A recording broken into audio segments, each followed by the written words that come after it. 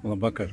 Šodien esam Betas veikalā, kur ir daudz interesantu produktu, bet šodien stāsts par maizi.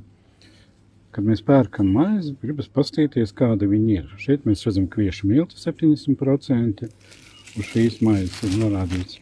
Vispār kviešu milti nav skaidrs, cik viņi te ir.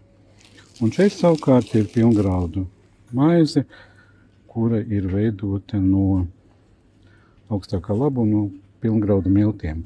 Ar ko viņi atšķirās? Kādreiz bija saprotamāks, tagad milti dalās pēc numuriem atkarībā no tā, cik liels ir dažādu citu graudu apvalku un tam līdzīgi īpatsvars miltos. Vistīrākie milti ir ar mazāko numuru 406, tad nāk 506 un tā tālāk līdz 800 un 900. Mēs esam pieraduši, ka jo baltāka maize, tātad ar mazāku šo te piejaukumu sastāvu, jo viņi ir garšīgāki un mēs viņu parasti izmantojam arī ikdienā. Savukārt, ja mēs skatāmies no veselības viedokļa, tad, protams, pareizāk būs ēst šo te pilngraudu maizi.